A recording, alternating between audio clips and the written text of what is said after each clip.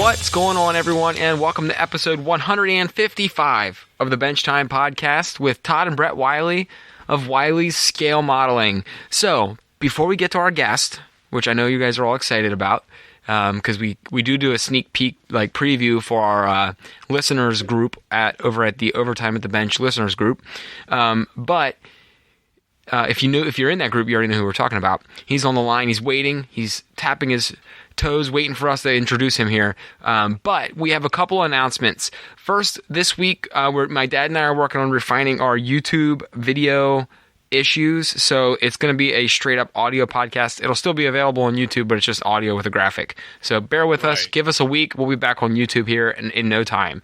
Second, so we're sparing. Yeah, you guys don't have to stare at our ugly mugs, for another week. But and for Thanksgiving time, we don't want anyone to get disgusted by our faces. So, all right. Next up, though, we do have a Bullhorn announcement this week. Our Bullhorn section, if anyone's not familiar with it, is a manufacturer announcement. There's no ties to it. This isn't an affiliate announcement or anything, but it is an announcement of a new kit or new product from a manufacturer. And this one is from Mindmount Models, and I'm partial to the name because I think it's a pretty cool name, but it's Wiley's Good Times Tavern from Mindmount Models. Real quick, the Wiley's Good Times Tavern is a local hotspot for nightly entertainment in the town. Old man Wiley, I think he was talking about you, Dad. I think so. Bartended many of his friends' parties after seeing a lack of locally owned bars in his town, and he's making a dig at our layout because there's 6,000 bars. But it's a pretty awesome looking kit. It's very unique. I've never seen one like that. It's a mixed medium kit. You got some stucco and some clapboard siding. It's pretty awesome. It's really cool. There's a detail on it. Pardon me. There's a detail on it that has a laser cutted W wrought iron sign. Wrought iron sign that hangs down over the front of the opening of the restaurant, and it has a W built into it. Really cool. Some of the posters and graphics that go onto or signs that go onto the actual building have some things representing, but the podcast and the listeners, the listeners, and then of course Sculpey the seagull, and so it's definitely a really well put together kit. And I love it. You guys got to go check it out, and if you want to talk to your wife about ordering one it's a perfect Christmas gift, or your husband ordering you one for Christmas. That's the thing to do. So, thanks a lot, Ron. We were honored that you named one after us, and we appreciate that. So you can the link is in the show description. You guys can go there and check it out. Again, it's just a free announcement from our manufacturers, and that's a pretty awesome one. So we've kept him holding long enough, and surprised he's still hanging here with us. I want to announce our listener for the week is Bruce Nickerson. So welcome on, Bruce. Thanks for joining us again this week. From Seaport Model Works. Thank you. Yes. Thanks for having us. So it's been quite a while since we've had you on, and I'm sure you have some updates. It's been a couple of years, actually. So we've seen him. We've talked with you in the past at the shows and things. But it's great to have you back on, man. It's been a long time. Thank you. So, good to be here. So what have you been up to these last, since we had you on last? I know you've talked with us and given us some updates. So what's up with Mindmount in the last, I'm sorry, I just got to talk about Mindmount. What's up with Seaport Model Works in the last couple, years since we had you on?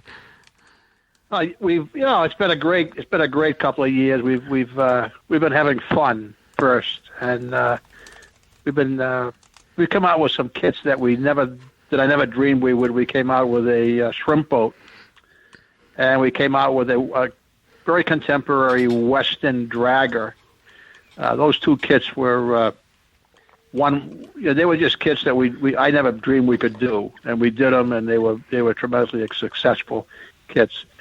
And it took us a long time to get them ready, and we went through the usual 2-year development stage. Mm-hmm.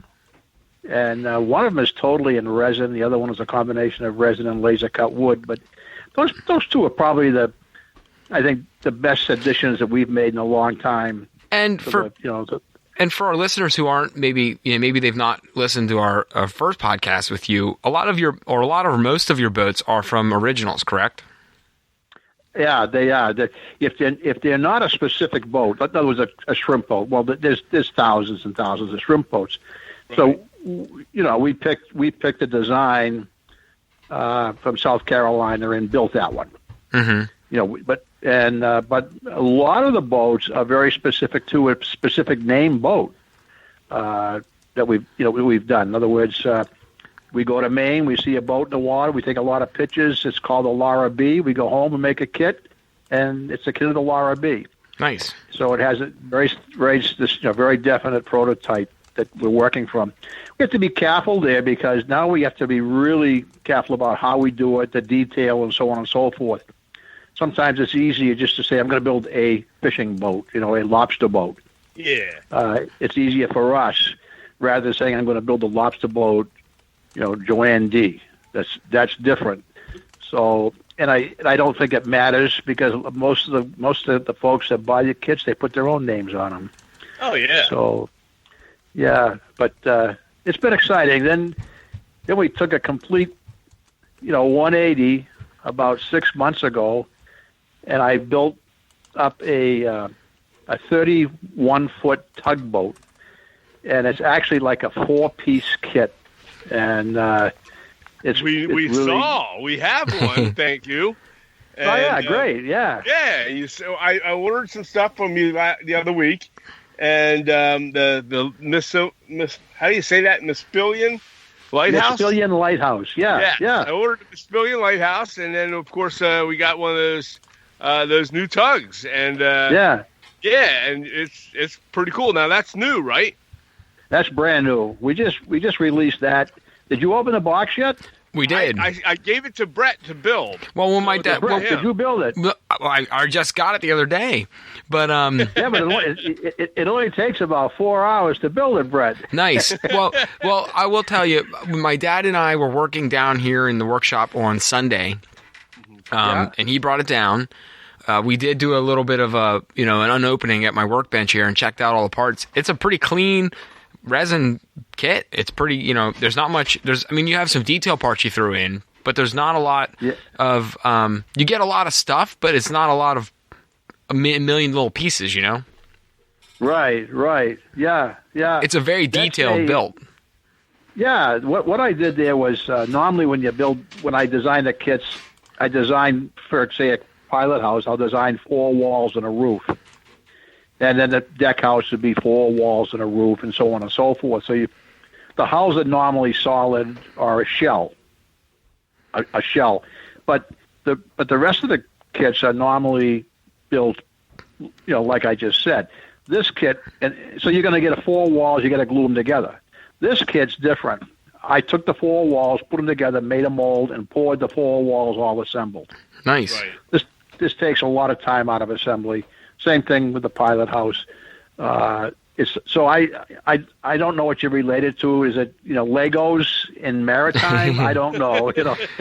Yeah, but once it's assembled, you can't tell that it's not a toy, man. Everything looks nice. Once it's assembled, it looks just as awesome as all the other kits you have. It's you can't tell the difference. Absolutely. And we're able to keep the price down. That's the main thing. Difference in. Yeah, I think that kit sells for what, $49? Mm-hmm. Yeah, it's $49. And that kit, if I had done it in pots, and had to mold and assemble, and gather and trim all the individual parts, that kit would have been a $79 kit. Right. So that's the advantage to it, but price wise. But like you say, I do feel. It opens up model boating to about anybody now, right? Because it's now a case of, can you finish it? Can you prime it? Can you paint it? Can you put the weathering to it? And I think it's a great little starter kit for anybody. But it's got applications for a guy that's modeled for a long time as well. Sure, I mean that's really cool. Now, I just got the kit out actually, just to count the pieces and. Detail parts excluded. I'm not counting the detail parts. The entire body is 1, 2, 3, 4, 5 pieces. That's it. Yeah. I know. I know. I can't believe I did it.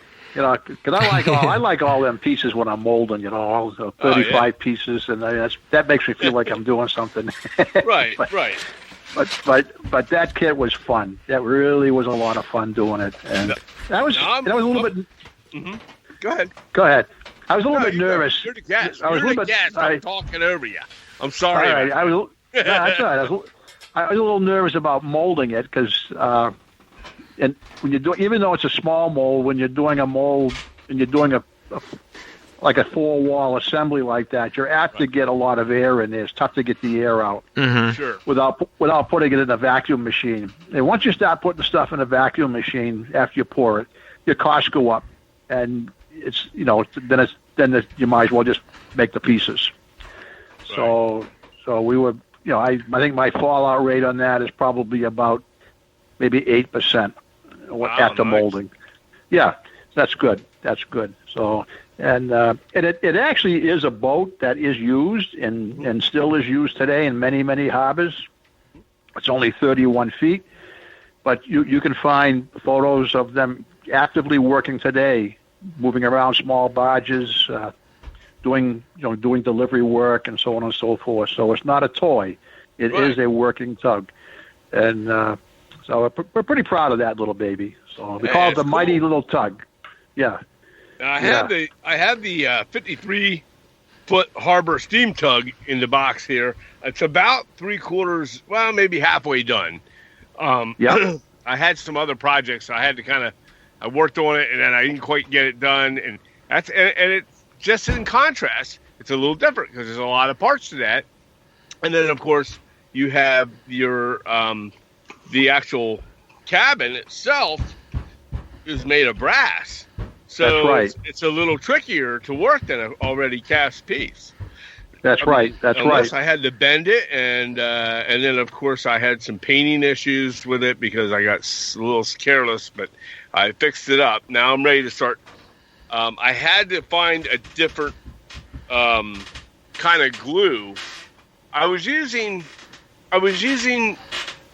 the tough part on that one is gluing the roofs on that cabin cruise. On the deck house. Yeah, on the deck. On the deck house. Yeah. Yeah, and, not the pilot house. Yeah, right. Okay, the deck house. I'm sorry. Yes, the deck house. Yep. And getting those roofs down, I had like CA glue, but I didn't have very good CA glue. And then since then, I went out and I purchased some of the better stuff from Bob Smith Industries. It's a little better, and I also got some of the stuff to cure it right away. I guess it's the Insecure. Yeah, Insecure. Yeah. And that really is going to help me when I go to put this on, because that was the key. Because it wasn't. I would go to put one side down and the other side was lifted up, and so now I'm ready to rock it. I want to build that boat bad. So one thing you could do with you're going to have the same problem, believe it or not, when you do this little tug I just gave you that you just got. Because when you put that deck house roof on, there's a roll to the top of the walls. You see that? Yeah. In other words, it's not a flat roof. There's a roll on it.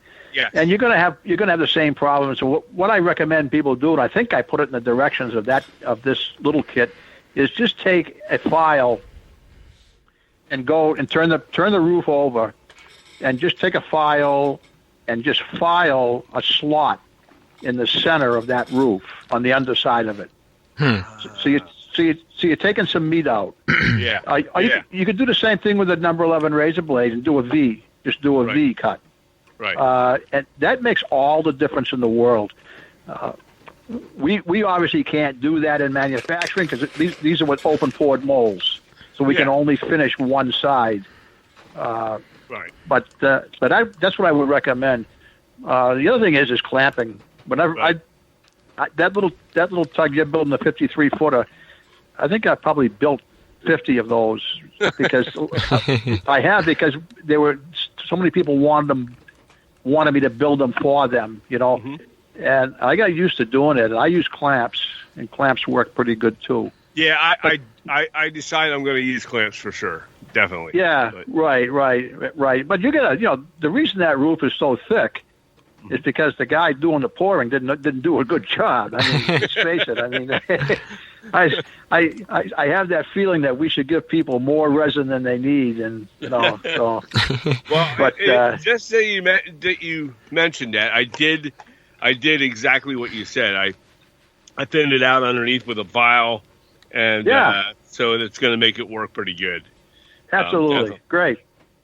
Yeah, so. That's great. Good. And then good. I also have on hand here. I also have the 34-foot lobster boat that I have to build as well. So I need to jump on this stuff. You'll be busy. Definitely. Yes. Especially now our harbor's getting pretty big. So that little lobster boat, you got to have nimble fingers with it.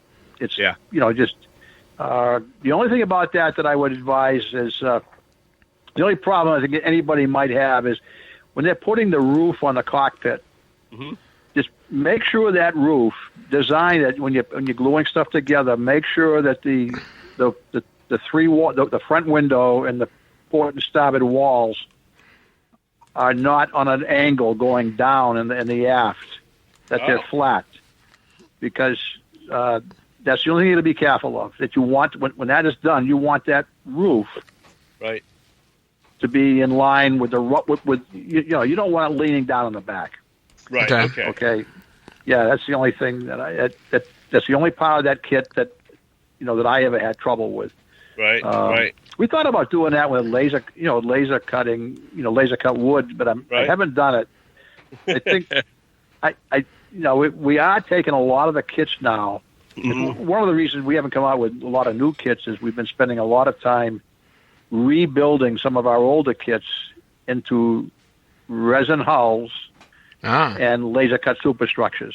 Yeah. And I'm not sure it's a good investment, but we're going to find out over a period of time. There's only one way to know. Right. We did the Tug Exeter. Tug Exeter was a very, very famous kit. Yeah. We bought the rights of that from Crow River many, many, many years ago, and we redid it, and we did it in resin, and we just now released it in laser cut wood superstructure. Mm-hmm. And it's a magnificent kit. It's so easy to assemble. Nice. Compared to the resin. Is that Chesapeake Bay skipjack on your site? Is that a newer kit that you've done? No, that kit is not mine. That kit belongs to Jeff Groves at Carolina Craftsman's kit. Gotcha. Okay. I just now saw it. I never recognized that one before on your site. So I thought I know from talking with you in the past, you do team up with a couple other manufacturers, which is pretty cool too. Yeah, we do Sylvan out of Canada. We love selling his products, his boats. They're a fine line of boats. There's no question about it. Mm-hmm. Totally different than what we do in terms of what he's making and then the process he's using. He does a great job, and we're very proud to be able to sell them for him. He's coming out with, by the way, people want to keep their eyes open. It's going to be a big investment, but he's coming out with a, I think it's 39-inch long container ship. Wow! Oh, wow! Yeah, if you go on Facebook or even I think Facebook, you'll see some postings that he's just put I think yesterday he put the lettering on the port side of it, and he's about ready to release it. So we're excited. I think it's going to be somewhere, less than, from what I can figure, it's going to be somewhere less than $500 for the kit, but nice. It's going to be a beautiful kit. Oh, so yeah. 39 inches. Wow. I don't think we have a wharf big enough for that one, Dad. We don't. We don't have room for that. Plus, we model kind of an older era. But that's... Yeah. Well, Bruce isn't really... I don't know if he's... Have you cued into the expansion of our water scene? Has my dad told you about that? I've been following you guys on Facebook, okay? Okay. All right. And I don't stop and read every time I see something. but I just don't have time. None of us do, but... We lose our minds. Yeah, but I know you've been working on a waterfront project. I know that. Yeah. So we when we first talked with you, we had a small, maybe 12-inch wide by maybe 30 inches deep, like wharf, like a little harbor. It's the pictures of it are on your gallery. Yeah. Okay. Yeah. Okay. Yes. And we started with that, and then you know, like everyone else in their madman crazed minds with a layout, you add a little more, and you add a little more, and you add a little more here. So then we added 7 inches to the front of the layout, which included a little bit of like a shoreline, like a rock face, and water. And that goes. So now we have the wharf that we originally started with, and then a waterfront that goes the entire length of the layout for 17 feet. Straight down. Ah, great. And it's not deep. I think at the widest it might be 5 inches, and there's areas that dip in and out from there. It's just a shallow shoreline. Yeah. But then on the the shoreline of the chest. But then on the southern end of our layout, we have a second, like almost like a bay or another wharf area, and then another inlet. So we've expanded our layout. The amount of waterfront on our layout we've expanded by about 1,000%. I'm just so happy to hear that. I promote that all the time. All it takes is 3 inches along the side of your layout. You did it. It made a huge difference. That's great. Yeah. And it's not definitely. It looks awesome. There's some areas where it's pretty thin, you know, it might be only 3 inches like you said, and then there's other areas where it goes actually on the southern end of our city. It goes the whole way. It's the whole way across. It's from front to back of the layout. It's all water. Wow. So it's almost water 360 around. And speaking of which, I'm looking at his website right now, Brett. Did you see on the front page has this thing called the Breakwater Wall? Yes. Oh yeah. And, it's a brand new release. Oh, those are cool. Now, do you make those? Yeah, I designed that. I'm doing a new 6-foot show diorama. Yeah. And that's crusty looking. Breakwaters. And so I started with that one. I'm working on one right now, which is more granite with brick-laid posts. Right. A little bit more formal than what you've got there. That is a typical Maine coast breakwater. Yeah. That's crusty looking.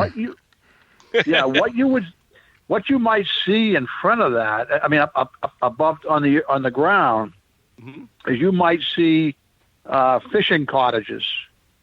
Okay, and as a matter of fact, that's where I got the idea to do that specific layout. There's an area. I got the photograph of the area, and it's got the piping coming out and the vertical posts going down and the horizontal beams and Now you get 3 pieces for $12.95. Yeah, that's a good price, right? That's a super price. That's a super price for that kind of detail. That's a nice one. That's a good price, and you get 3 walls. You get 3 walls, but they're contiguous. In other words, when you put them together.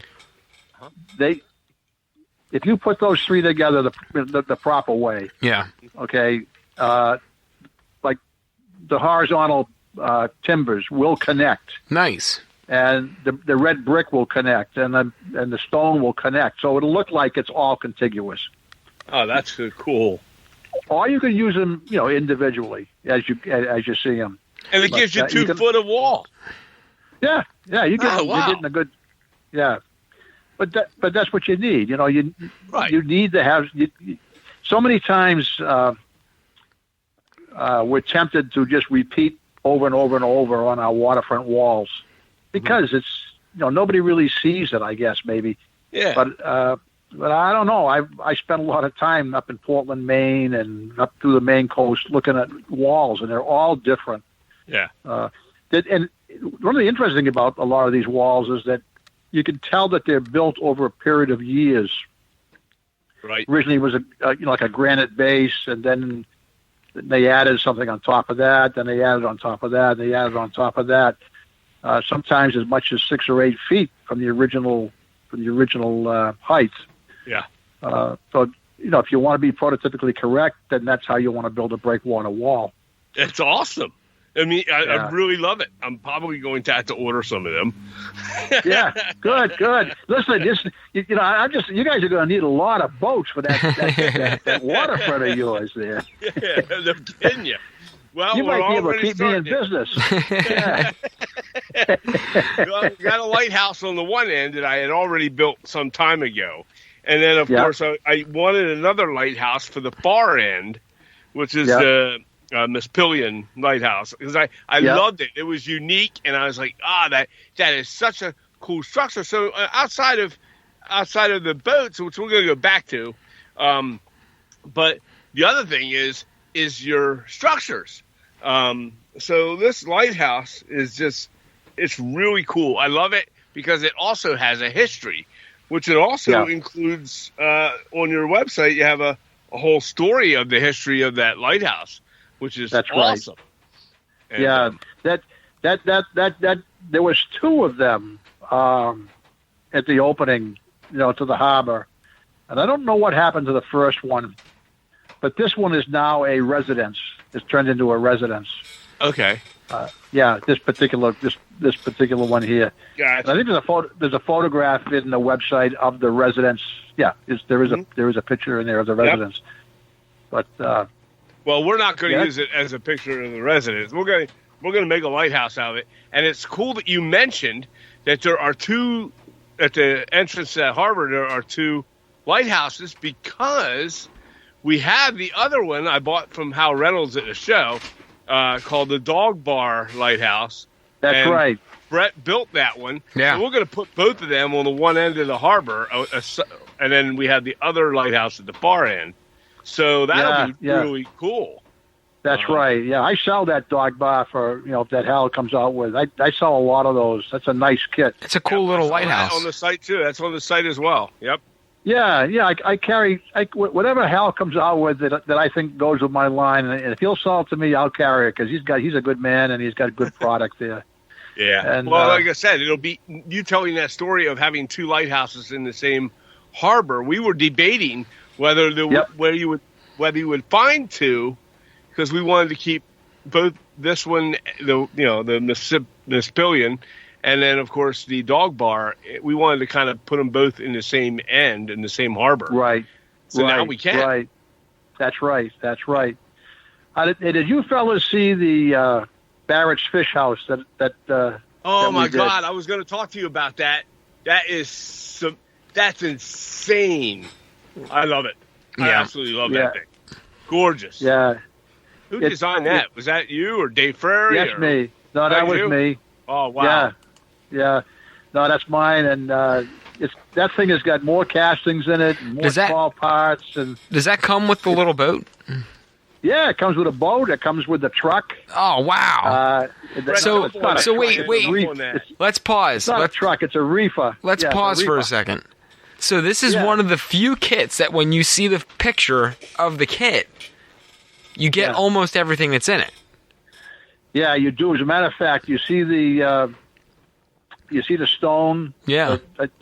I'm pretty sure that the Breakwater Wall. Let me see. I'm pretty sure the Breakwater Wall, on my memory. Yeah, parts of the Breakwater Wall come with the kit. Nice. But the parts that go under the dock area, there is Breakwater Wall. Nice. Yes. Okay, so you get the dock, you get the post. Those docks are all pre-molded. Oh man. The flats, and the then the posts and the cross beams you add. It's got a form of tissue crane on there. I think I changed it a little bit. Barrels, doors. It's got everything. That is super cool to have all that in that. That's a great price point. I just love it because normally when you see a building or a kit like that, there's a disclaimer that says vehicles and boat vehicles not included, but you get it all. No, you get it all. As a matter of fact, it says Barrett's Fish Market on the side of the reefer. Yeah. That's in there too. You throw in the truck as well? Yeah. You just said that. Yeah, the truck goes with it. My God. The reefer goes with it. Another one. everything. Yeah, That's an awesome little build. That is so cool. Again, you know what I think the thing is that I just enjoy designing them, and I'm not saying that I'm as good as the best out there, because it doesn't matter to me. I just do what I really feel the waterfront looks like in reality. Yeah. And I think when you do that, you're going to get something good out of it. It might not be the best model in the world, but it's going to be decent. Yeah, but so you got to enjoy it, right? Don't do it for volume. Do it because you enjoy it. You can tell you enjoy it by the quality of the build. For most people, when they put their heart into it, you can tell that they just enjoy doing it, and it increases the quality. Yeah, exactly. You know what I'm talking about, exactly. Yeah. Absolutely. That little boat is cute. I sell that alone. The trucks get sold alone too if you want to buy it. But that does come with the kit. But I mean, you got that little is a little lobster launch. That's a great little kit. Yeah. I don't know what it sells for, but I forget the price. But it can't be too much. Yeah. So. Well, I got to tell you. It's I love it. It's all white. I mean, so when you people get online, you go to check this out. Check out this. It's the Market B103 Craftsman. Yeah. Market Craftsman laser kit. It's the Barrett's Fish Market, and it is super cool. Usually, when you see an all white structure, you want to see it, and you see it, and you're like, oh wow, it's. You see people do a white structure and they weather the hell out of it, and this one isn't, and it doesn't. I wouldn't want to. I would want like this. But the pier pilings are weathered. They got barnacles on them. The structure itself has that white, crisp, clean look that actually complements the entire model. The way right. It is. I love it. I just think it was geniusly built. So. Well, it's named after. I named this kit after George Barrett. George Barrett from Seaport Models, and I think that's the way George Barrett would have kept the building, and if he owned it. So, because I think George kind of smiled when he looked at it. That's so cool. But that's really neat. And what's neat about your structures, since we're on that, and let me go bounce back here.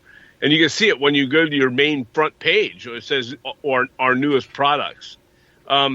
You have some structures that you would find along any coastal town that aren't really necessarily, what will we say? They're not necessarily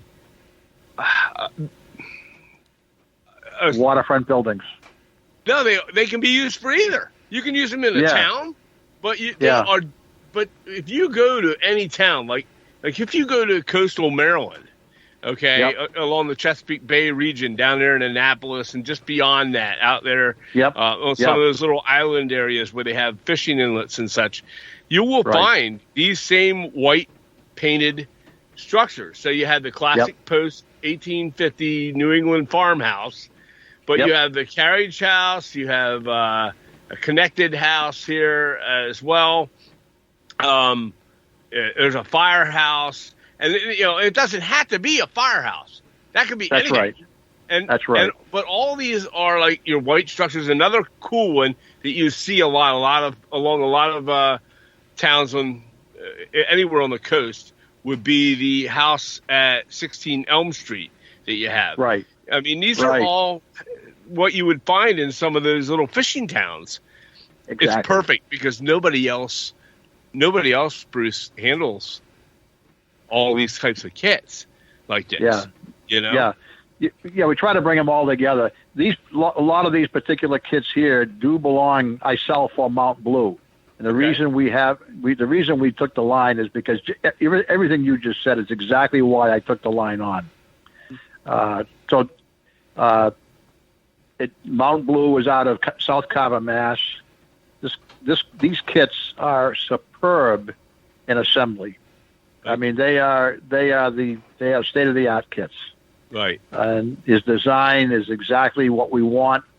We did not design these. These are designed by Mount Blue. Right. And we're very pleased to carry them. The other kits are, like the Barrett's Market, I designed that. And, but these particular ones we didn't. So I'd like to say I designed them, but they have great little job. Price points. They're great little price points. They're not overly expensive. They're $50, $30 for one here. This one's $37. Yeah. I mean, they're not really overly priced, but what they are, and Brett and I were talking about this over the last month. We have a lot of city structures and things like that, but we don't have a lot of places in this town for people to live, except on the second story of these city structures, where when we get outside of our city and more towards our water area, these are the kind of structures that I would like to kind of see on some of the waterfront area. Mm-hmm. What do you think? Right. Are they cool? Yeah, they're awesome. They're perfect little, waterfront additions. Yeah. Right. Yeah. I think the one that the sleeper is one in there called B114. It's a lobster shack on dock. Okay. Looking here. B114. That right there is an awesome little kit. The walls on that are very, very, very thin. They have breaks in them. The boards, there's breaks between the boards. You can see through the walls. Oh yeah, I've seen that one. You've had that one out for a little while. It's been out for a couple of years anyway, right? I think two years ago. I think we released you showed it to us. Yeah, and actually the roof. I remember seeing that the roof, like you see if you're looking at the photo. If you're listening to podcasts and you went to the site and you found it, the roof has holes in it and the walls have holes in it. That's actually part of the kit, if I remember correctly, right? That's the way. That's the way you get the kit, right? Yeah. So it's already exactly right. It's weathered before you even paint it. Yeah. You don't exactly. But again, it's a very easy. So if you don't know how to do this kind of weathering, this is easy. It's done for you. Now all you got to know now is how to paint it and finish it.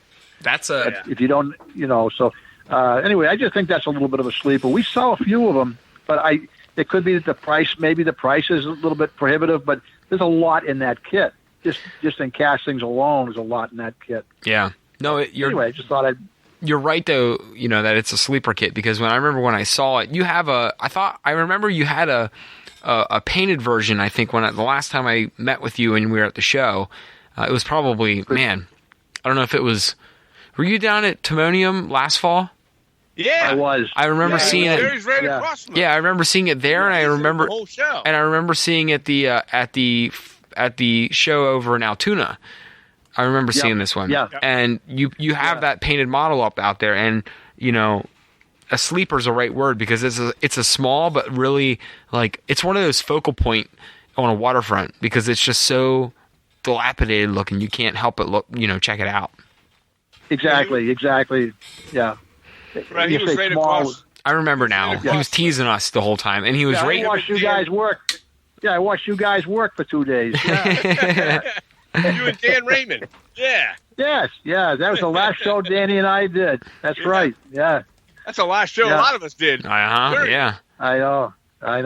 Yeah. Well, I know. One of the out of everything bad comes good, and I think one of the good things that we're seeing coming out of this is that a lot of the folks are staying home. They're modeling a lot more. There's some awesome models coming out now, or awesome work coming out from a lot of modelers. Yeah. So I mean, that's a real positive sign. Hopefully, when this goes by, the people will continue to work with their artistic abilities and create. I think it's going to be a big boost for this. I think it's already been a big boost for modeling and model railroading. Absolutely. Yeah, I mean, you got more time. Yep. Yeah. You hate to talk good about something so sad, but I mean, right. We got to look for the good. We got to look for the rainbow at the end of the storm. And absolutely, and I mean, it's probably one of the safest things that we can be doing. Is it does kill all my time when I am home. Now I have been I have been doing work since it all started. I've been going to the office, but then I work in a small office with just a few people, and we're very spread out. But as far as a lot of time, I still have been spending quite a bit of time at home, like on weekends where my wife and I would go out here and we'd go do this and we'd go do that, and or in the evenings when I got out of work, and not so much now anymore at all, because now I just stay home and I find time at my bench, and I know Brett and everybody else does too. It does make a lot of difference for us. So yeah, it certainly does. It's good. It's good. I mean, it's a wonderful positive thing, like you said. Yeah. Yeah. And it mentally keeps your mind off of all the bad. So it is. That's right. I get to the point now. The only news I watch now is my local weather news station. Yeah, me too. I won't turn it on. I don't want to hear it. Yeah. I want to get out of my shop and just do my thing. Do some work. We kind of took the summer off here. We filled orders. We didn't come up with a lot of new stuff. We did. We came up with a couple of nice new things. We came up with the Breakwater. We came up with the little tugboat. By the way, that tugboat also comes with a barge. The combination. That's a heck of a combination. It comes with the barge. I think for $10 more you get the barge. There's 3 different ways that kit's offered. It's offered as a full hull, the tug itself, and then tug and barge. Wow! On that nice. On that little tug that we sent you. Yeah. And but so getting back to that, that's a great little kit. Yes. And and we do have other stuff. Brett's got to take photos of that and put it up on for all of our listeners to see as he's building it. So I'm sure we're gonna do that. So for sure, that'd be great. Definitely, that'd be great. Yeah, that would be. We did a mailer on that. We very seldom do mailers. We sent out I think about 1,500 emails, and we did well with it. We did very well when we released it. But it's just it's priced right, and it's not stupidly expensive. But it's an easy build, so it's going to be a good hit. Right. And people will enjoy it. We do have some stuff on the bench we're working on. We're working on an ice house. I'm working on developing the tugboat Franklin, which is a steam tug out of St. Lawrence Seaway back in the 40s and 30s. Got a canal barge I'm working on, and a clam shack, and a few new structures. And one of my customers sent me some photographs of the J.B. O'Brien, which is a little steam freighter. Great little kit. It may be the next kit I release. It's a great little kit, and we have there's a lot of good fun stuff on the dock. And hey, one of the things I want to share is, did you guys ever look at David Mckillin's Waterfront? I am not familiar now. No, I'm not. I have not seen that. Yeah, it's Mckillen as Waterfront. He's got some great. He basically what I think he's doing. He's taking photographs of dioramas and layouts, and just sharing them. But basically Waterfront. There's quite a bit in there, and I look at that for inspiration. Does he have a website, or is it a Facebook page, or? I can email you the connection I have. My wife Nancy sent it to me in an email. Yeah. I can email it to you. That would be great. We'd love that. Yeah. If we would. I'd like to check that out. What we could do is we could share that on the show notes so people could check it out. That would be awesome. Yeah, David Mckillin. Yeah. We want to go over this. The bottom line on this Modge Podge. Yes, let's dig into the Modge Podge. Let's talk about water and how you guys make the water. Well, we've always used Modge Podge. I learned that from Dave Frary. I mean, so I don't do a lot of dioramas, but I do little ones, and I use the Modge Podge. But this stuff is terrible now for us. It's water. It's about 50% diluted, I think. Yeah. Oh, wow.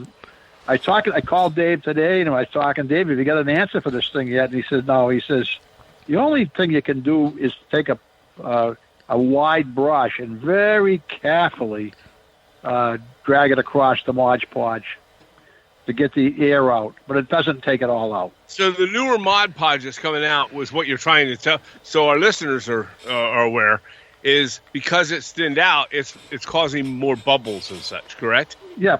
Okay. Plus, it's not setting as well. No, I agree. it's just become very liquid. I've had I don't know if you've dealt with this, or Dave might have dealt with this either, but I've been having issues where sometimes it'll dry. I'm putting it on no different than I used to, but it'll dry foggy sometimes, like really foggy. It'll dry. It takes way longer to dry than it used to, and like you said, you get a lot of bubbles.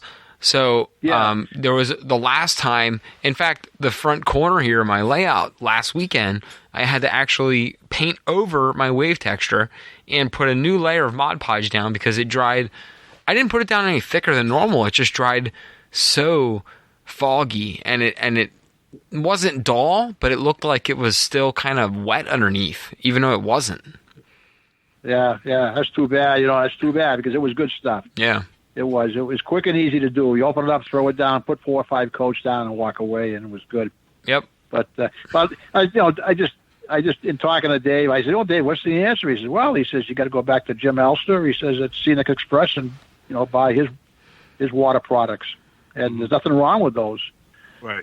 So that's what I'm probably going to do. I'm going to just go to Scenic Express and see see what's available there. This other stuff. I don't want to go. I personally don't want to use the chemicals. I want the water products. Right. The water-based product. Sure. And so that's what. And Scenic Express has that. Yeah. Scenic Express does make that, so they supply it. Cool. So we'll have to look into that too. Yeah. So that that's so if that helps anybody out there, that's good. That's wonderful. But well, that's good to know because I didn't know that there was such issues or other people were having issues like we were. You saw, I think you saw when you came down here that Mod Podge layer was like, it was 100%. I mean, it was cured for a couple weeks and it still just had that like foggy, bubbly look. And it was, I'd never run into that before. And this most recent jug of Mod Podge I bought just was not working the same as I had it worked, as it had worked previously on the old sectional layout a few years ago. So, yeah, I've noticed it, and it was not very happy with that result. Yeah, I was thinking for myself, where I don't do large areas. When I make when I do a little modular, it might be 12 by 12 inches, and I'm putting a little water around the outside. So I was thinking of trying a caulking compound. It comes out white, but it turns clear, and it's good because it's one of the best in the market that I can find because it works on it'll adhere to pressure treated lumber. And really? I have a greenhouse and I have a pressure treated lumber foundation, and the greenhouse comes up off the foundation, and so I caulked along the base, and it's holding well, and this stuff it doesn't dry fast. It takes a long time to dry. I say long time. It probably takes about 8 hours. Well, in my basement, it would take 3 days. Yeah. Okay. All right. But it gives you time to move it around. I noticed. Okay, so it's more forgiving. I'm going to try it. Yeah, I'm going to try it. I'm going to just buy a tube and is it silicone? Like $4.99. Yeah, it's a silicone. I'm pretty sure it's silicone. It's down in the shop. I can. Yeah. tell you what it was, but it's the only one I could find that does work with treated lumber. Huh. But I did notice that the setting time was a lot longer than others. I'm saying, maybe I can use this for water. Right. Give it a shot because the color is in the base anyway. We don't put the color in the water. Right. So, yeah. So anyway, go try that. That's always good. We've had good luck too with using like gloss gel medium. It's also water based. Liquitex makes it. Yeah, it's a Liquitex product.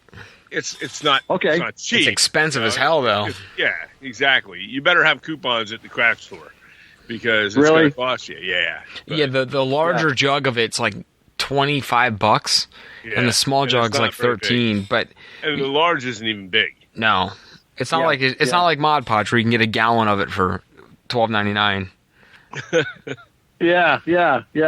Yeah, right. I don't know. Since we've had a lot of different, I want to get the paint a minute. When you're doing a boat, right? When I build a boat, there's only like 4 basic colors that I use. I use blue, I use white, black, gray. That's what, maybe red, burnt red. There's not a lot of, it's not like you don't have a lot of colors in 90% of the structure. Right. And what I found was that we used to use this paint that's now no longer manufactured, and it was a good paint, and it smelled, and it was good to breathe and all that. I'm being facetious here. I finally found what I think is the answer that sticks really great to resin is an automotive primer called Duplicolor. Oh yeah, I've seen that. Yeah. Okay. I mean, I just want people to know that if you're working with resin and you're working on boats, you get your grays, your blacks, you got your high gloss, you got your low gloss. That Duplicolor is a great primer finish. I use it for finish paint. Now that's something you could pick up at like an auto parts store, right? Yeah, I go in and I order it. If they don't have it, I know the numbers I want, and they'll get it. In a couple of days they'll have it. The nice part about the Duplicolor is it's not just a paint and a primer, but it's a filler as well. Okay. So it does hide a lot of flaws that you might have in resin. Okay. So that's one of the good parts about it. That is cool. The can will say primer filler, or it'll say primer. I tend to buy the primer filler most of the time. So thought I'd share that. Nice. Yeah, that's a great. Can we actually let's expand upon that real quick before we get too far into anything else. And we do before we wrap up, we do have a couple questions from some of our listeners, but I wanted to get into that. So you brought up something interesting about the common colors or common ways that you would normally do up a boat. So can you kind of expand upon you did talk about your common normal colors, but is there, when you're painting a boat, is there usually a pretty safe standard for people who might not know as much about nautical models? Would that they'd be pretty safe with going with, whether it's weathering, paint types, painting detail parts, stuff like that? Yeah, I mean, as far as what colors do you use the most? Yeah, I think primer gray is. I'll go through twice as many primer gray cans as I will anything else, and the reason I do that is because I primer gray just about everything, and then I'll spray on top of that a finish color. So, but. And I don't necessarily let the primer gray, let's say I'm doing a dirty boat, a boat that's worked. I'll spray let's talk about the hull. We're talking about the hull now. Mm-hmm. Okay. I'll spray the hull with primer gray. Before that primer gray is totally set, let's say within an hour, I'll go back and I might spray that hull with a white and let the primer gray come through a little bit. It'll come through. So I'm giving an aging effect to that primer, that white now. Okay. And I've done two. I got my primer and I got my white on top of it, but it's aged. Yeah, then that's what I'll a great do idea. Then what I'll do is I'll tape that off. I've used gray and I've used white. Okay. Now I'm going to tape off the top of that hull, and I'm going to paint the water line on the bottom of the hull. And that's going to be either a black, a blue, or a red.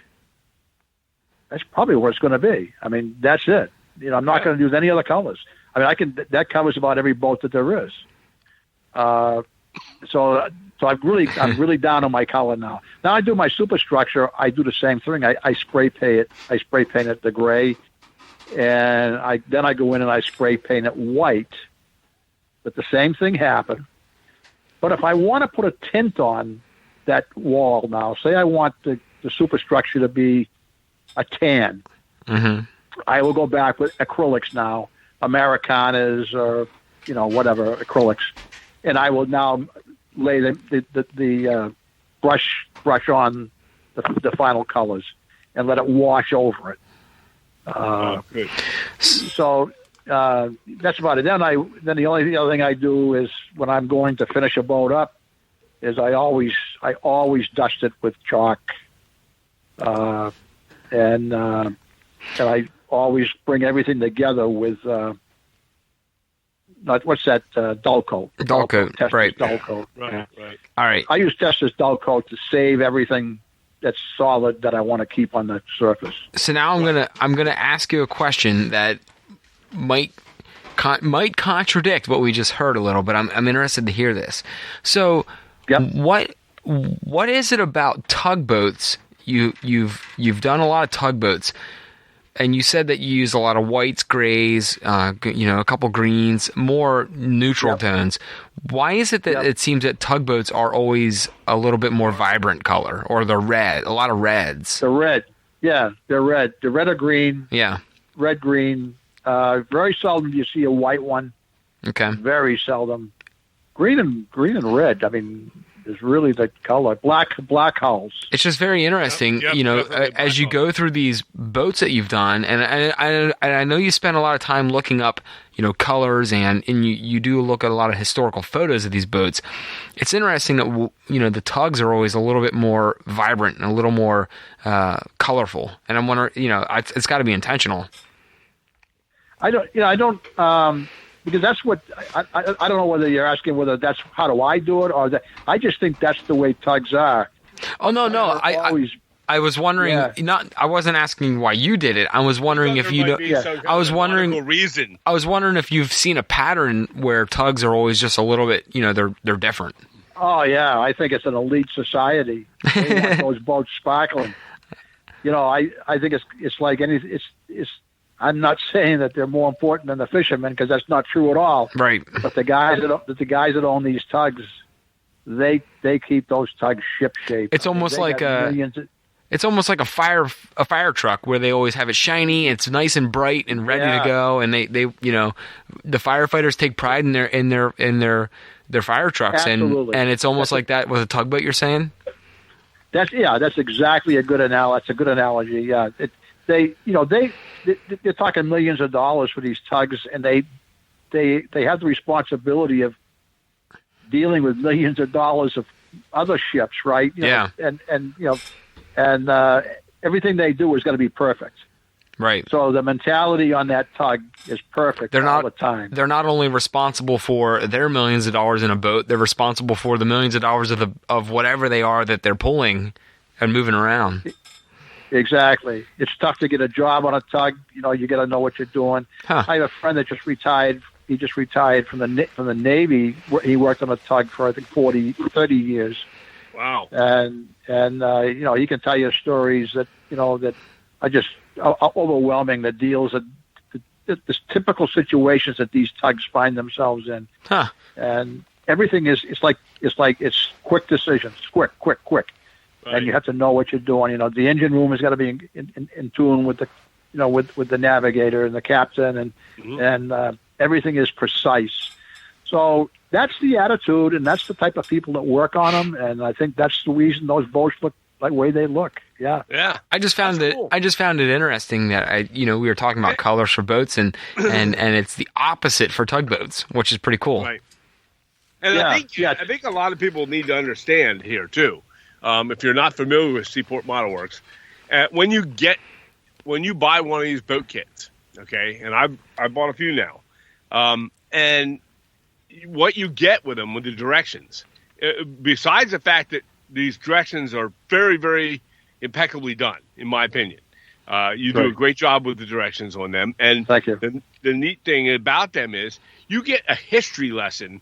Generally on that boat. Not a big, giant, long history lesson, but one that tells you a little bit about this boat. And then you also get all the nautical, it's not like the parts aren't numbered 1, 2, 3, A, B, C, double A, none of that crap. These parts are numbered, of course, but they're also labeled. So he gives you the nautical term for that part when you're putting it on. So as you're building... I didn't know anything about boats. So as I was building my first one, I built that one that was the sardine sardine boat. carrier. Yeah, it was great. The buyback. Yeah. Yep. And when I built that, I talked about it last time we had you on the show too. But I learned something on every step. I was learning about the different parts, and it was neat because they were given their actual terms. And I love that part. The other cool thing about it is these they are. There's a purpose to how it's all put together. It's explained in the directions, but it's also that little history. I know that it's been researched, and I know this is an actual boat. It's not just somebody put together a model that looks like a boat. This is a boat that is actually it has some type of a purpose, and all your boats are like that. All your kits are like that. I love it. Yeah. It's one of the truly cool features of your kits. Yeah, that's right. Thank you very much. Yeah, I appreciate that. By the way, I just want to expand on what you said a little bit. We just came out with a new website, and it was about 2.5 year long nightmare getting it done, and we finally got it done. We're very, very pleased with it. But what we've been able to do, and the reason we came out with a new website was primarily so we could be more interactive in the website with the customer. And with the modeler. So on the front page of that website, you go down now on the home page, and there are categories down the bottom. Mm-hmm. One of them says modeling notes and info. Yep, I'm looking at it. And it says kit preps and important nautical glass returns, painting and finishing. This is the information that used to appear on all of our kits. Nautical gloss returns. Yes. So you don't need to buy a kit to learn all this stuff. If you want to go and you want to build your own boat from scratch, there's important here that would be of help to you. Right. Painting and finishing, we're giving you some information on that. Kit prep and important notes. That is so cool. That is really, really well done. Yeah, I love that. When I built that other boat before, we didn't have a lot of this stuff on there. Now it does. This is so cool. Yeah. So I think what we're trying to do is just make it easier so people have fun. Yeah. That's the name of the game. That's what. Yeah. And, now I got two questions. When you're done, I'm sorry. Go ahead. No, go ahead. Go ahead. I just you mentioned the modelers gallery on the website. Yes. And. That's something to go and look at. I don't care if you buy a kit from me or not. Go and look at that, because that's a lot of wonderful modeling done by a lot of great modelers over the past 20-something years. It sure is. And you go there to watch. If people go there and check out the gallery, you are going to be inspired and want to build one. Trust me, when you see all the really well done models on there. Now, one of the things that's really cool about Seaport Model Works as well is, like he was saying, if you decide you're going to do your own boat and not one of the kits, or if you are going to build a kit and you want to expand on it and buy some extra detailed parts, or if you're going to jazz up your waterfront, there are lots and lots, I don't know, hundreds and hundreds probably, of different detailed parts that you can order through Seaport Model Works that will, extra parts for your nautical parts for the boats, but you got anchors and you got clam buckets and all kinds of jazz that you can put on boats.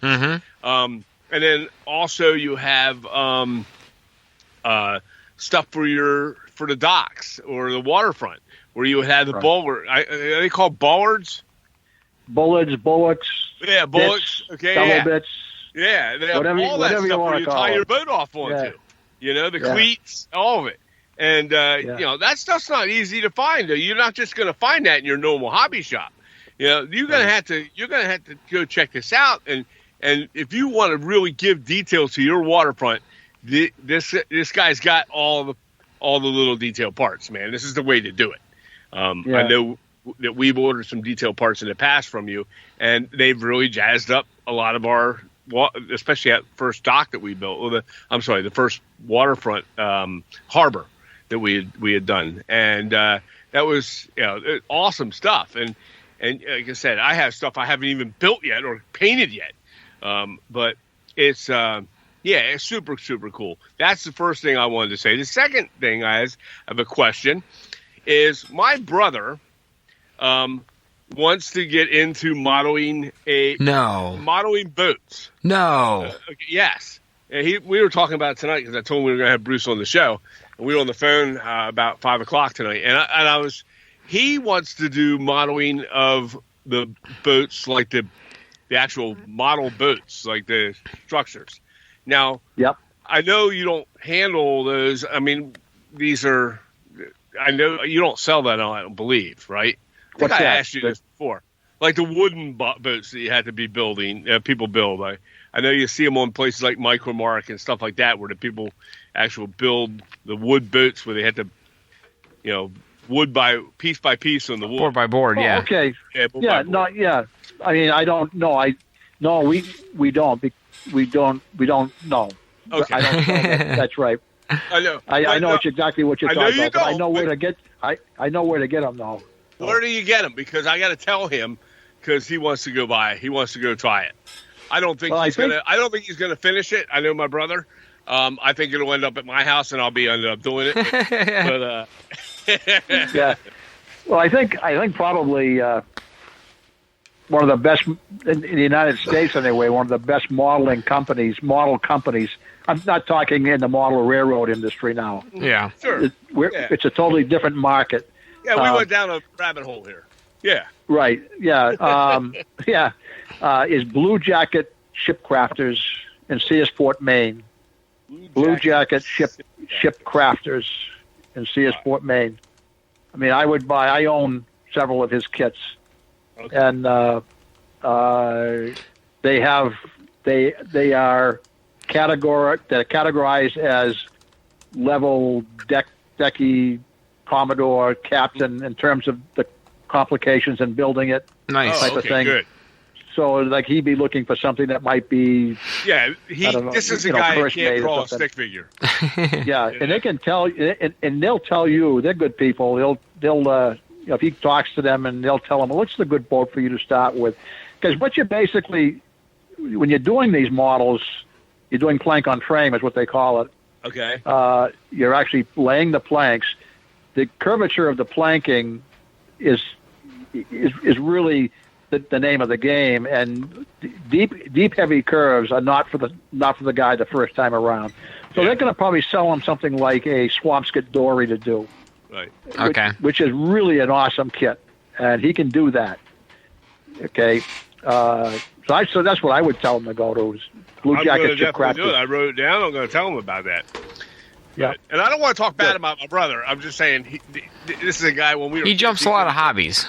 Yeah, he could. Yeah, and he couldn't draw a stick figure when we were kids. So I don't know. He's trying. He was a jock. Yeah. We were both jocks actually, but he was he was super jock. So great. Anyhow, but that's great. That's good to know. I mean, we have expanded since we had you on the show. We've expanded ourselves. Yes, of course, our first love is structure building and model railroading and that type of thing. Okay, but we have also grown now into we're stepping into different types of modeling because I think it all helps and lends to the craft that we all do. It helps in every aspect. We learn different things, and so that's something that's I wouldn't mind. Maybe at some point I wouldn't mind trying that. You said you do that. You do some of those building of those boats, ships. Yeah. Yeah. Yeah. Yeah. See, that'd be cool to try that. So. Yeah. But. Yeah. Anyhow, we digress. Digressed. So, yes. I'm sorry about that, but those were some questions I wanted to ask you here before we got on to our listener questions. Brett. Yep. You got the listener questions in front of you? I do. All right. We Bruce, since the last time we had you on the show, I don't think we did this with him. No, we didn't do this. But you didn't do this. Now this part I got to be nervous about, right? No, it's easy. It's easy. These are a bunch of good guys. They ask some really good questions. Right. All right, great. Go ahead. But none of them will ever make you be put on the spot. The night before, I always ask. The night before, I ask them if they have any questions. I put it on Facebook, and then they list it. I tell them who's going to be on, and then they've come up with some questions for you here tonight. Super. Go ahead, Brett. All right. Here we go. So for anyone interested, if you join our Overtime at the Bench Facebook group page, you can submit a question for one of our guests on the show, or if it's just us, you can ask us a question on a random night. But first one is from Paul Stewart. What boats would Bruce love to turn out into kits if size was no object? If size was no object? Yes. I probably want to go with a tramp steamer. Okay. That'll probably be my first. I'm talking steamer now. Back in the early days. Mm-hmm. I think probably that would be the first thing I'd want to do. I think coming out with this Tug Foundation that I've been working on for about 6 years. That would be a very, very large boat. And it's one of the reasons why I haven't come out with it. So an offshore tugboat would be one that I would want to do. And then probably the third thing would be the Liberty ship. A good Liberty ship. Yeah. Nice. Yeah. Yeah. What's your favorite boat? What's your favorite ship or boat? My favorite type of boat? Yeah. What do you like the most of all? Not necessarily building, but just to see them or to look at the photos of them, or maybe to build them. But what's your favorite type? Dirty old New England fishing boats, commercial fishing boats. I'm serious. They got cockpits that are upside down. They got pilot houses that I lean them to the side. When I was a kid, we used to hang around the docks, and I mean, those boats were so bad you'd spit at them and they'd sink. It was, and the guys that were working them, they were crusty old guys with sometimes foul mouths, and it was just the seagulls flying and the fish flying. They used to actually throw the fish up in the docks when I was a kid, and they'd shovel them into boxes, and cause they didn't have any winches, so I don't know. So, but and they did whatever they had to do to keep it going, Yeah. Yeah, and then they get up early the next morning, and they turn the thing on, turn the engine on, and the big puffers black smoke would come, and they'd head out, and they'd puff out of the harbor. Cool.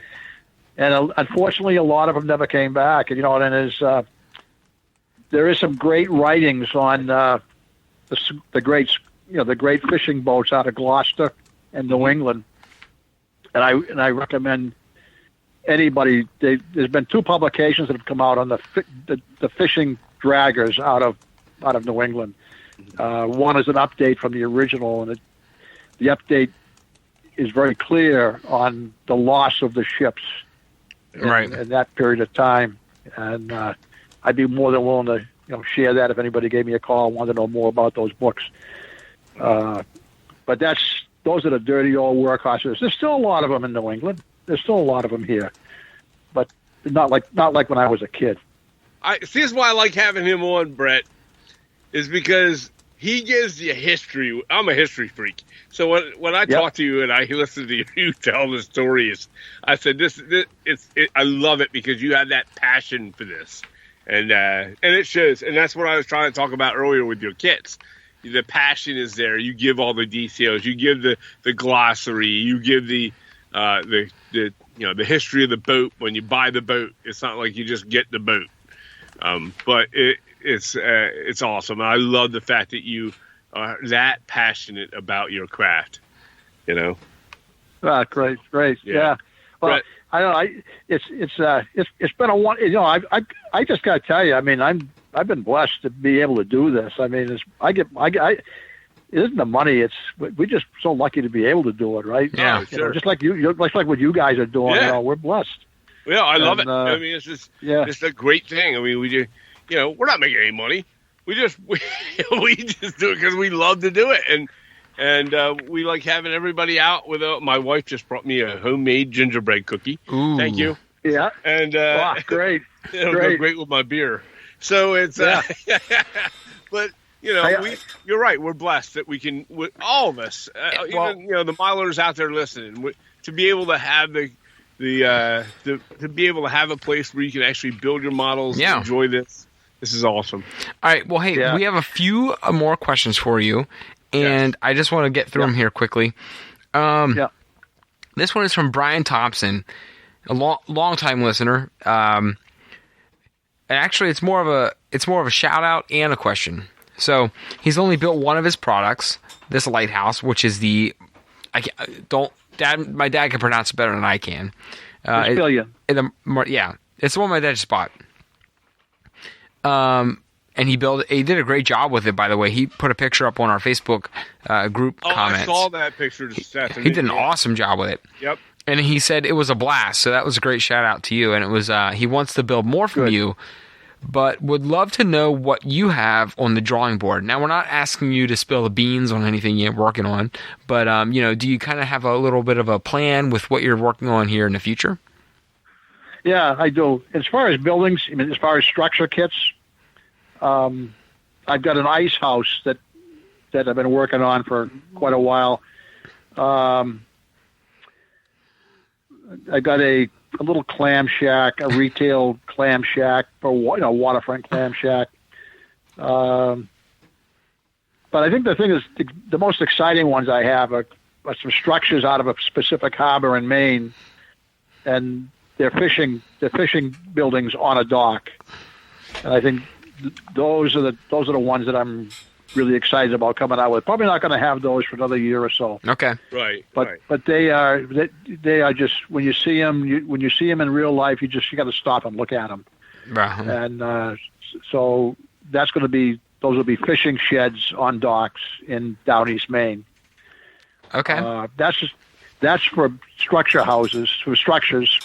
There's 3 or 4 other structures that are sitting on the bench down there, and what happens is I might get down there and I might grab one of those and go with it.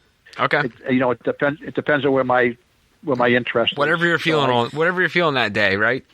Yeah, you got it. And then it becomes a kit. Yeah. As far as the boats are concerned, like I say, there's a canal barge. It's a gasoline barge that came out of the Great Lakes down into New York, and I'm working on that one.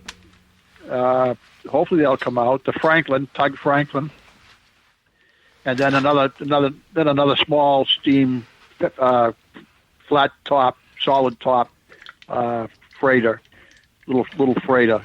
But again, there's a little baby schooner hull on my bench. I look at every day. And it would be the same kind of kit as this new tugboat we came out with. It would be a low-cost, quick kit to build. Yeah. Right. I'm thinking, maybe I'm going to pop that one out, okay? because that would be another fun kit to do. The schooners did not get thrown away when they stopped sailing. A lot of times they just took the second mast, the third or fourth mast down, and they put engines on them and put a cabin house on a deck house on them, and they became fishing boats. Nice. Oh. So just because these people think of schooners, the schooners go way back. There's still schooners in the water today fishing. Okay, they're modified schooners. Exactly. Yeah. Very cool. This would be that kind of a thing. So that's what we're coming out with. So okay. I knew you were going to ask that question, so I went down cellar today, and I said, "What do I got?" I said, "Bruce, what do you got?" I don't know. You knew us well. Now, Bruce, are you familiar with the metal or rock band Iron Maiden? They've been around for a while. I'm a Jerome Kern guy. Okay. That's fine. That's fine. It's okay if you aren't. It's okay if you. I was listening to Frank Sinatra today. So hey. It's okay. Yeah, it's okay if you aren't. There's a guy, Matt Prope, said he read your name wrong at first on the question that my dad posted, and he thought you were Bruce Nickerson from the metal band Iron Maiden, and I just had to get a laugh out of that. I just thought it was funny. We are not interviewing any. We're not interviewing any rock stars tonight. No. I mean, you're a rock star in the boat industry, though. Star, yeah, he is a rock star. In the modeling industry, you are, but no metal band members. Right. All right, this one's also from Brian Thompson.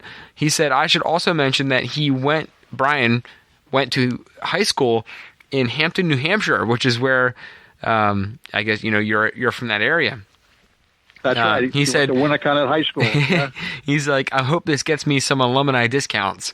So maybe I don't know if there's a local discount or not, but it's just a funny comment. Tell him to call me. Yeah, all right. He knows the area well.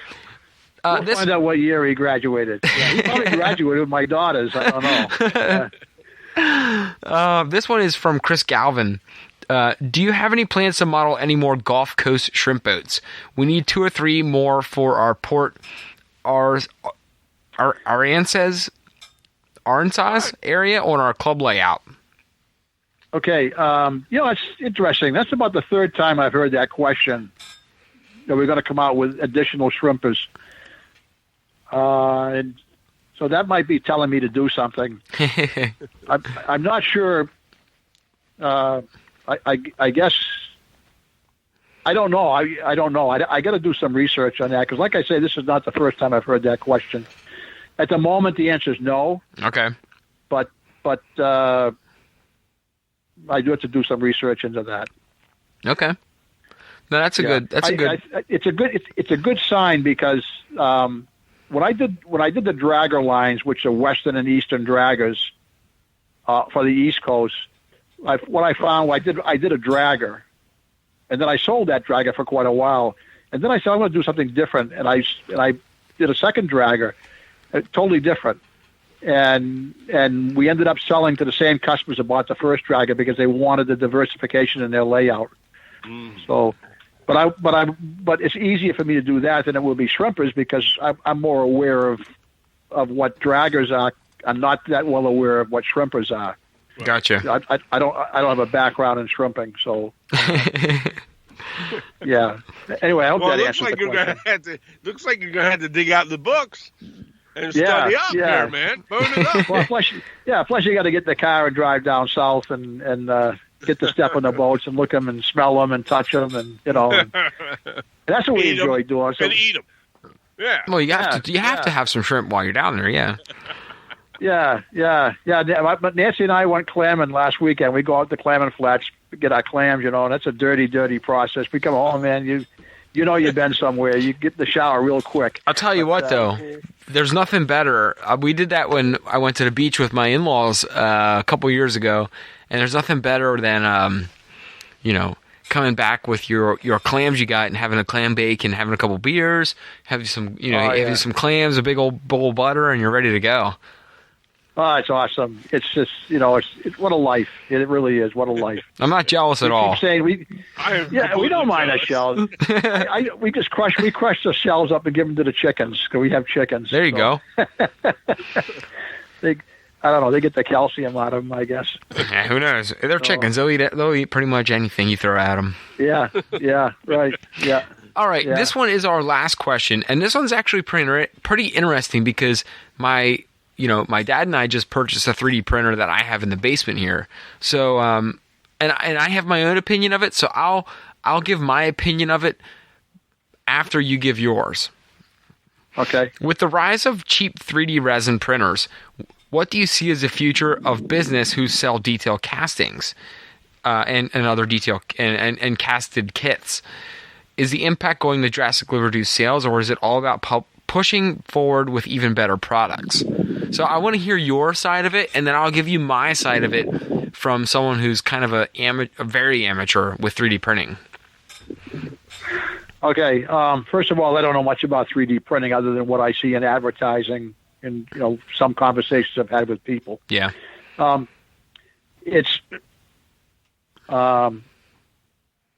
There's a company out there that I've been watching what they've been doing, and they've done some really wonderful stuff, especially for the nautical world. I think it's called Shapeways. I'm pretty sure. Yep. Okay. And if you go on there, you'll see pilot houses, deck houses, a lot of nautical stuff. It's gorgeous.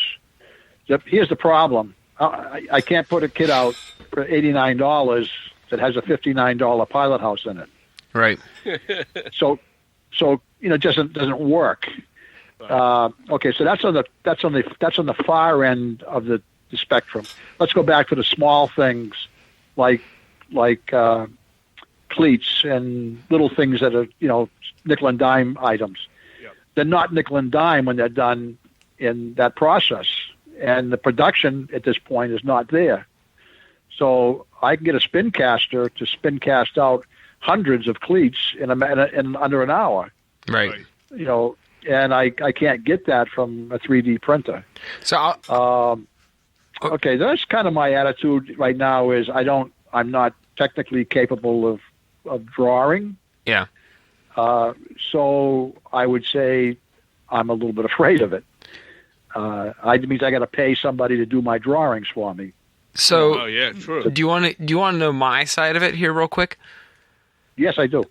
So I went to school for. I'm very well versed in CAD programs, and I went to school for it. And initially when I was going to school outside of high school, I was trying to become, a drafting. I was going into drafting in architectural or mechanical design. Yep. And even though I have that background, I still find the challenge with creating highly detailed small parts on a 3D printer that we bought.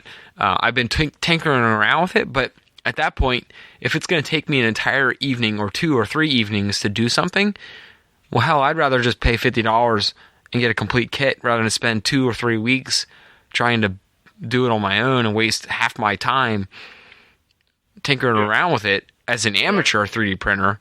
Which, don't get me wrong, okay, there's a market of 3D printing people who are out there who are phenomenal designers. They know what they're doing. Those people were never going to buy those kits because they knew they could make them on their own. Those were already not your customers. They weren't any of these other kit manufacturers' customers because they knew they could do it on their own. But the vast, but with the lower cost of 3D printers that are now available, which one of them we did pick up. I mean, I'll be blatantly honest with it. We picked up one, but still, even with my skill level and my time that I have available, I would much rather just pay for someone to do it for me and ship me a kit. And and the more affordable 3D printing becomes for people doesn't mean that people are going to get better at design work. So they're gonna still rely on the people who are better at design work who can make the kits. Yeah, that's right.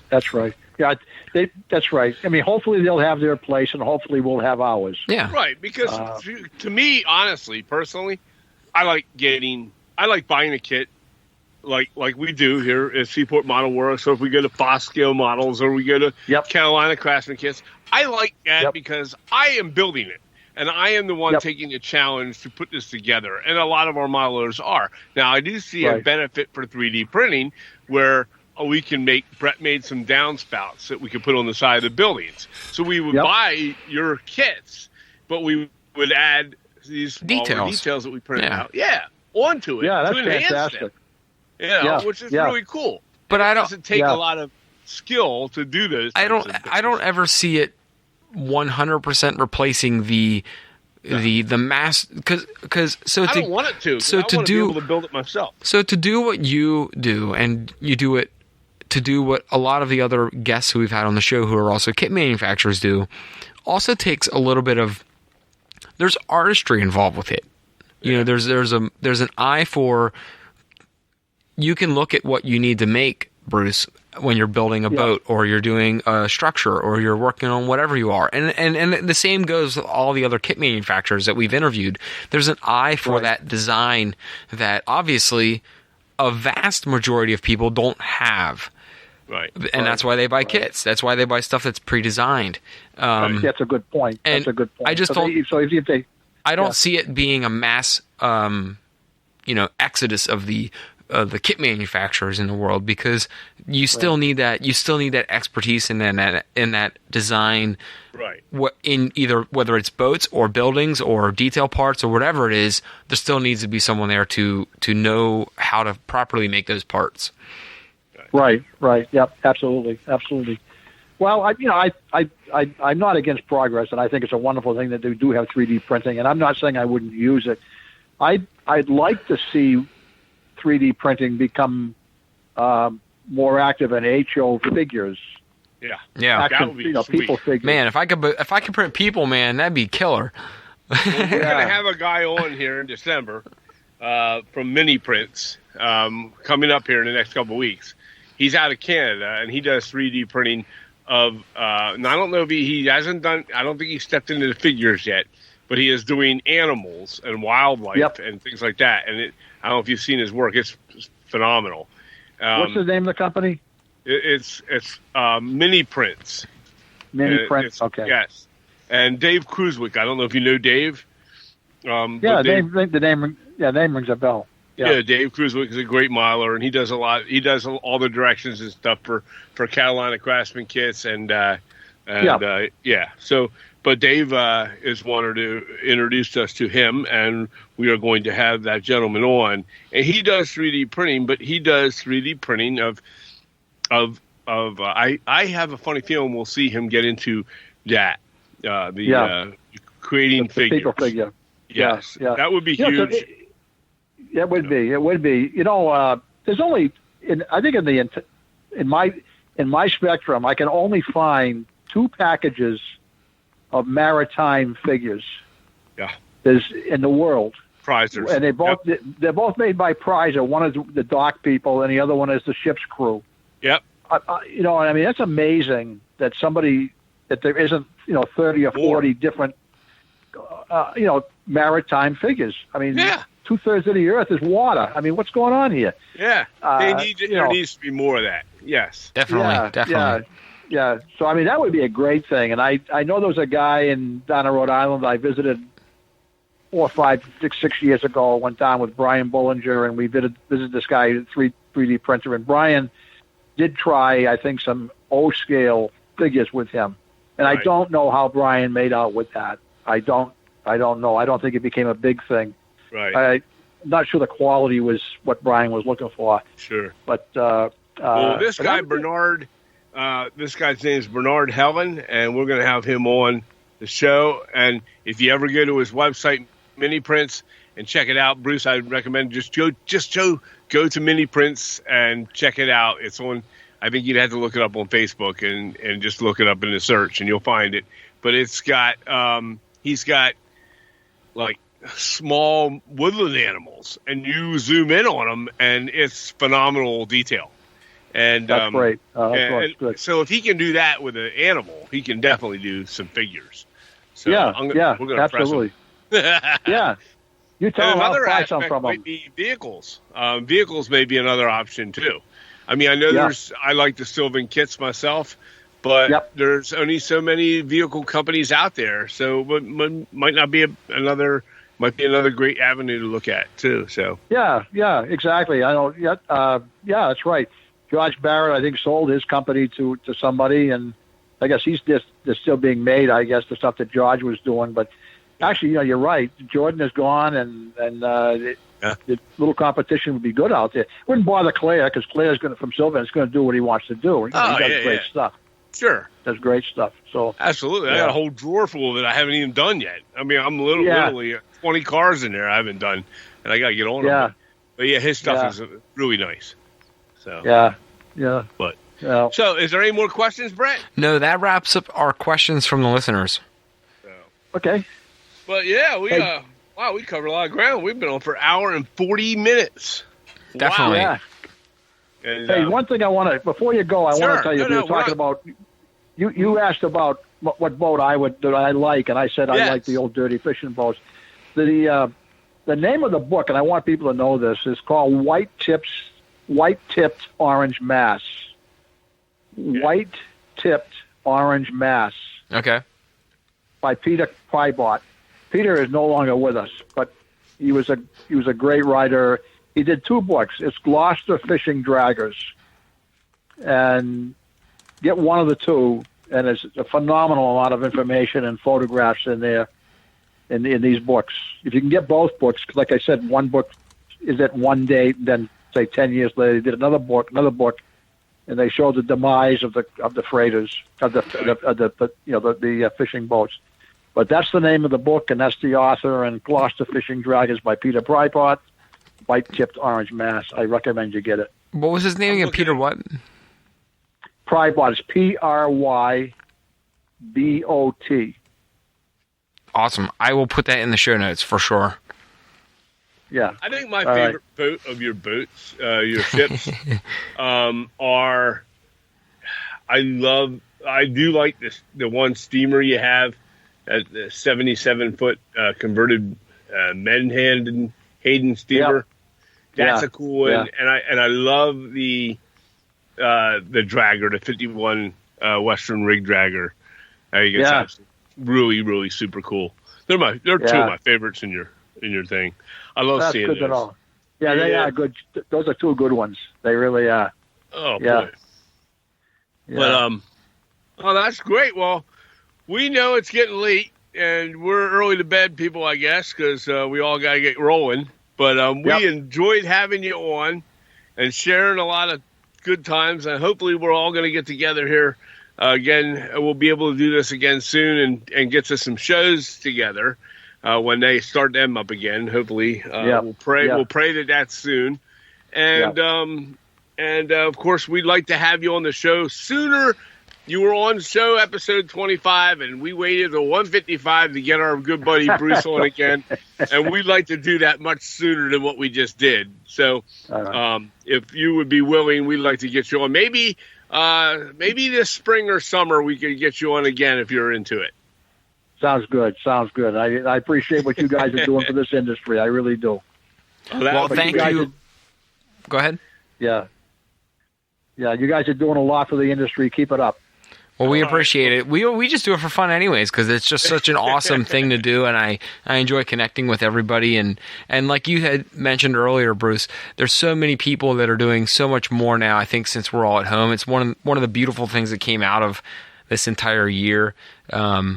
More people are absolutely. More people are extending their modeling capabilities because they have so much more time at home to do so, and it's fun to see what even people that follow our podcast have been posting more progress on their builds, and we've watched it improve over the years, and not that we're not taking any credit for it at all. We never would, but it's neat to connect people with the right information to do so. So it's a great time, and we enjoy it. So. And I think the community, people like yourself, all the other manufacturers out there that we have on, and the other awesome modelers and our listeners, it's a really cool community where we can everybody gets along, and they help each other out. It's like no other hobby. We've talked about this many times.